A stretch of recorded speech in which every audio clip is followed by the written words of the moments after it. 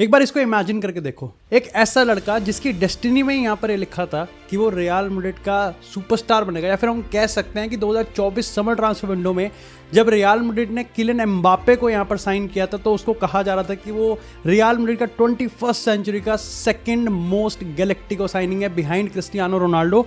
लेकिन एक साल बाद वो किलियन एम्बापे जिसने 19 साल की उम्र में वर्ल्ड कप उठाया था, वो किलियन एम्बापे जिसने यहाँ पर सिर्फ 16-17 की उम्र में यहाँ पर डेफिनेटली मैनचेस्टर सिटी को तोड़ा था, चैंपियंस लीग डीप रन दिया था और यहाँ पर मोनाको को एक सीलिंग दी थी। इसी के साथ वो किलियन एम्बापे जिसने सिर्फ 26 साल की उम्र में 300 से ज़्यादा गोल मार दिए, वो किलियन एम्बापे जिसको यहाँ पर next Cristiano Ronaldo, next Lionel Messi उनका सक्सेसर कहा जा रहा है। और आज 2024 के अपने उस सपने को पूरा करने के बाद एक साल बाद हम इस सवाल पे आ खड़े हुए हैं कि क्या Kylian Mbappe literally is on the verge to fall behind.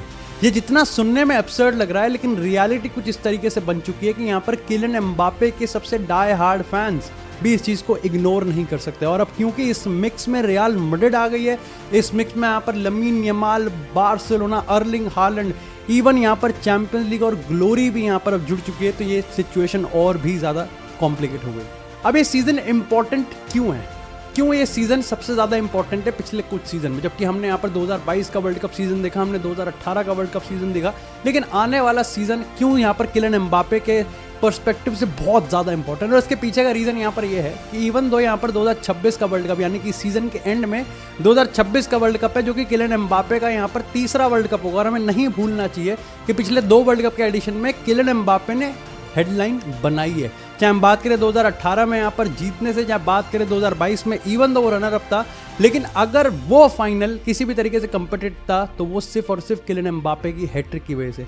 तो ये भी कहीं ना कहीं आप कह सकते हो कि बहुत बड़ा यहाँ पर एक स्टेक है कि नेक्स्ट वर्ल्ड कप में किलियन एम्बापे किस मूड के साथ यहाँ पर जाने वाला है। लेकिन सीजन इंपॉर्टेंट इसलिए है क्योंकि 2024 में आने के बाद भले ही यहाँ पर किलियन एम्बापे ने टाइम लिया हो, लेकिन टाइम के साथ जो किलियन एम्बापे ने गोल मारना चालू किया, भैया माहौल पूरा वेवी हो गया। क्योंकि 40 गोल अपने डेब्यू सीजन में ये कोई छोटी बात नहीं है, गिवन द फैक्ट कि यहाँ पर खुद किलियन एम्बापे पे कितना बड़ा यहाँ पर बर्डन था, गिवन द फैक्ट कि यहाँ पर रियल मैड्रिड किस तरीके से सीजन में जा रही थी और उनके पास किस क्रॉप ऑफ प्लेयर्स थे, ये करना मैं कहूँगा बहुत ही ज़्यादा इंप्रेसिव है।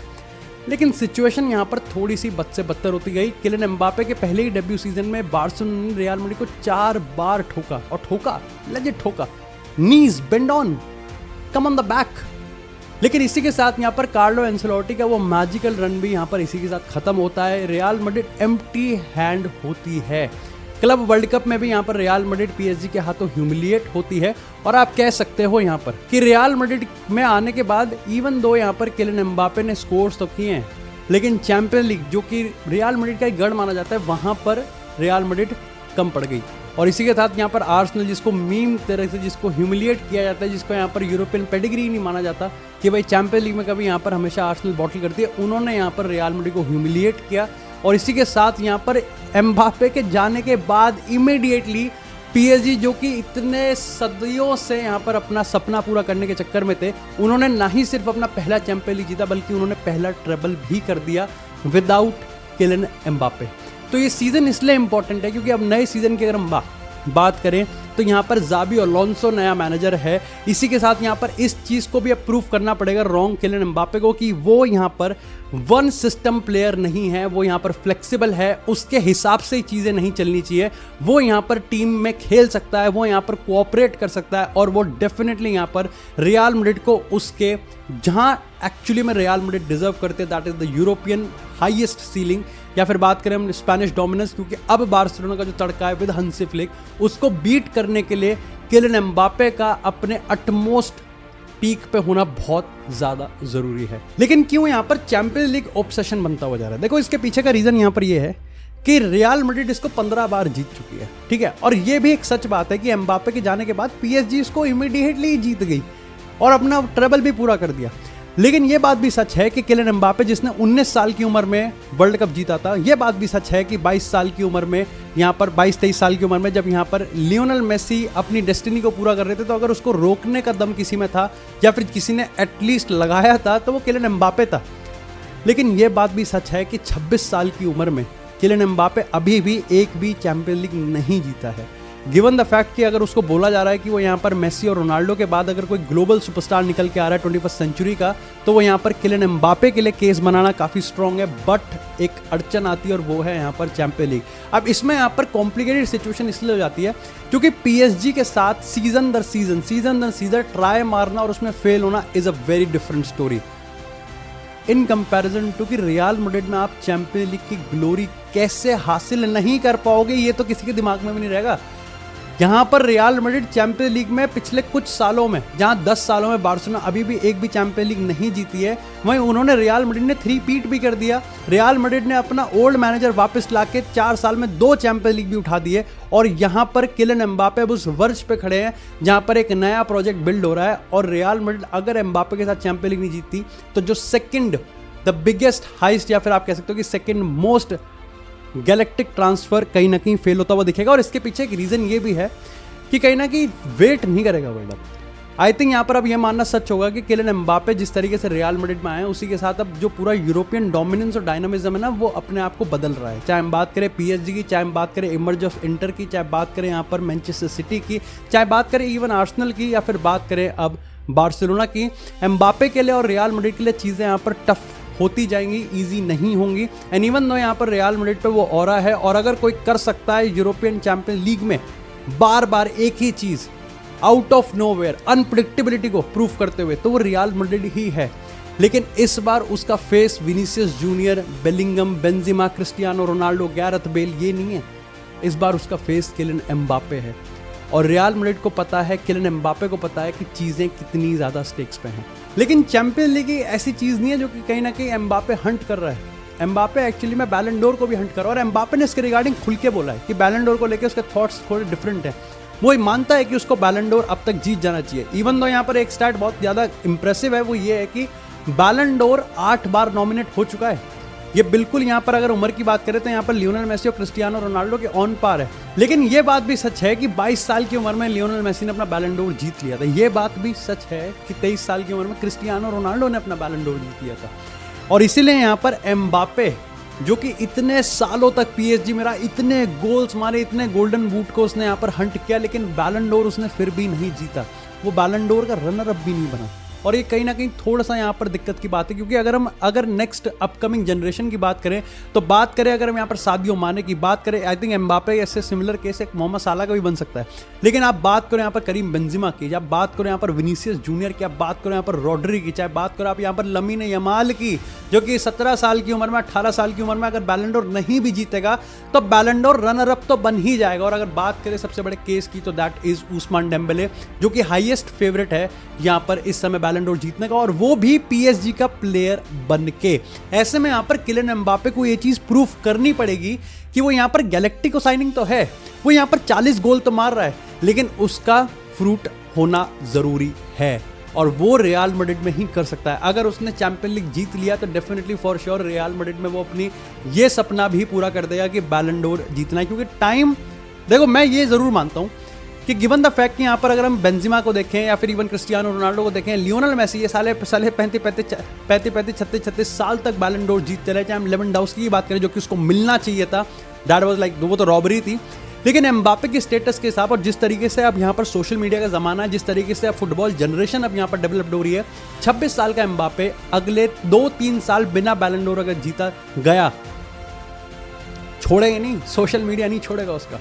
और इसी के साथ हम अगले नेक्स्ट और लास्ट सेक्शन पे आते हैं कि यहाँ पर अपकमिंग जनरेशन एम्बापे को हॉन्ट तो कर सकती है। ऑफकोर्स यहाँ पर एम्बापे का जो सबसे बड़ा राइवल माना जा रहा है वो यहाँ पर अर्लिंग हालैंड है। ऑफकोर्स यहाँ पर एम्बापे का जो सबसे बड़ा राइवल अब माना जा रहा है वो यहाँ पर आप कह सकते हो कि लमीन यमाल, इवन दो से 8 साल छोटा है। लेकिन ये बात भी सच है कि बैलन डोर की अगर हम नॉमिनेशंस की बात करें या फिर यूरोपियन गेम्स को पलटने की जो पेडिग्री है अगर उसकी बात करें तो यहाँ पर अब अपकमिंग सुपरस्टार्स में बहुत ज़्यादा नंबर्स हैं। चाहे हम बात करें यहाँ पर लमीन यमाल की, चाहे हम बात करें यहाँ पर पेड्री की, चाहे हम बात करें यहाँ पर विक्टर ग्योकेरेस जैसे प्लेयर की जो कि अगेन 30-30, 40-40 गोल मार रहे हैं, चाहे हम बात करें अर्लिंग हालैंड की, या फिर बात करें हम यहाँ पर अलेक्जेंडर इसाक, मो साला, या फिर अब जो एक्टिके, ये सारे प्लेयर्स आ रहे हैं। अब ये जो यंग जनरेशन है ना, ये भी कहीं ना कहीं बहुत ज़्यादा जल्दी डेवलप हो रही है और इनका प्राइम आप कह सकते हो कि 20 से ही स्टार्ट हो जाता है। तो ये भी कहीं ना कहीं मेरे को लगता है कि किलियन एम्बापे को इस चीज़ को समझना पड़ेगा कि यहाँ पर टाइम थोड़ा क्रूअल है। फुटबॉल वर्ल्ड क्रूअल है। इवन दो आपने 7 साल पहले वर्ल्ड कप जीता, इवन दो आपने 3 साल पहले हैट्रिक मारी, लेकिन अगर आप 1-2 साल, क्योंकि आप रियल मैड्रिड में हो, सबसे ज़्यादा यहाँ पर जिस पे क्रिटिक होता है, सबसे ज़्यादा जिसको मॉनिटर किया जाता है, सबसे ज़्यादा आई बॉल्स जिस क्लब पे होती हैं, आप उसके फेस बन गए हो, और वो भी एक बहुत ही बड़े फैशन में। और आपको नेक्स्ट क्रिस्टियानो रोनाल्डो बोला जाता है रियल मैड्रिड का। अगले 2-3 साल ये हो ही नहीं सकता। हमें नहीं भूलना चाहिए कि यस 2009 में रियल मैड्रिड में रोनाल्डो आए थे, नहीं जीता था 2010, लेकिन 2011-12 में under Jose Mourinho he did something extraordinary। 2013 में बिना चैंपियन लीग जीते बैलन डोर जीता था वो, जो कि आज भी अभी तक कायम है। पिछले 10 साल में ऐसा कोई भी प्लेयर नहीं है जिसने चैंपियन लीग ना जीता हो।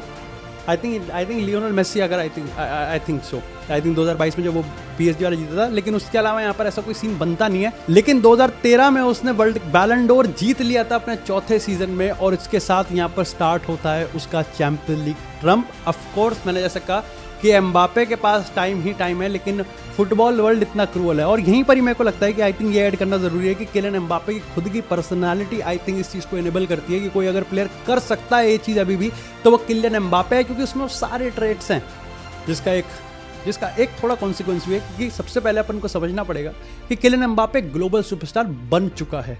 किलियन एम्बापे एक football icon, literally on the verge of becoming an icon है। किलियन एम्बापे उस राह पे चल चुका है जहां पर उसको एक्चुअली में कहा जा सकता है कि रोनाल्डो और मेसी के बाद अगर कोई फुटबॉल थ्रोन को पकड़ेगा तो वो किलियन एम्बापे होने वाला है। किलियन एम्बापे ने वो चीज़ करके दिखाई है कि वो ना ही सिर्फ यहाँ पर वन क्लब मैन बन सकता है, लाइक मैं उस तरीके से बात कर रहा हूँ कि किस पे क्लब डिपेंड कर सकता है, बल्कि वो उस पर डिलीवर भी कर सकता है। और किलियन एम्बापे ने चीज़ दिखाई है that he can handle that pressure. चाहे हम बात करें फेस की, चाहे हम बात करें बिगेस्ट अट्रैक्शन की, चाहे हम बात करें बिगेस्ट स्टेज पे परफॉर्म करने की, लेकिन इसके साथ एक यहाँ पर आता है उसकी हेजीमनी का या फिर उसके डोमिनेंस का, कि ऐसा एलिज किया जाता है कि चाहे हम बात करें फ्रांस नेशनल टीम की, चाहे हम बात करें PSG की, कि कहीं ना कहीं उसको चीज़ें अपने सहूलियत के हिसाब से चाहिए। And unfortunately for Kylian Mbappe Real Madrid में ये नहीं होगा। रियल मैड्रिड ने यहाँ पर क्रिस्टियानो रोनाल्डो जितनी बड़ी ईगो तो किसी के पास भी नहीं। इवन दो कह सकते हो कि 9 साल में क्रिस्टियानो रोनाल्डो और रियल मैड्रिड में बहुत डिसएग्रीमेंट्स हुए, लेकिन आज तक कभी दोनों पार्टीज ने एक दूसरे के रिगार्डिंग कभी भी यहाँ पर फाउल माउथ नहीं किया। क्रिस्टियानो रोनाल्डो के रियल मैड्रिड में 9 साल कहे जाते हैं कि सबसे स्वीटेस्ट और सबसे फ्रूटफुल रहे उसके करियर के। हमने यहाँ पर डेविड बेकहम को देखा, हमने यहाँ पर R9 को देखा, हमने लुई फीगो को देखा, हमने इतने बड़े बड़े कैलिबर प्लेयर को देखा, लेकिन किलियन एम्बापे कह सकते हो कि ऑन पार है या फिर छोटा है बड़ा है, डजंट मैटर। रियल मैड्रिड किसी के सामने भी बज नहीं करती, और इसलिए किलियन एम्बापे को ये चीज़ प्रूफ करनी पड़ेगी कि यहाँ पर वो एक टीम प्लेयर भी है। ज़रूरी नहीं है कि चीज़ें उसके सहूलियत के हिसाब से चले, मैटर करता है कि यहाँ पर उसका क्लब उस चीज़ को किस तरीके से परफॉर्म करेगा, क्या उसकी स्ट्रैटेजी है, और किलियन एम्बापे उसमें परफॉर्म करते करते कैसे अपने इंडिविजुअल एक्कोलेट्स को उठा सकता है।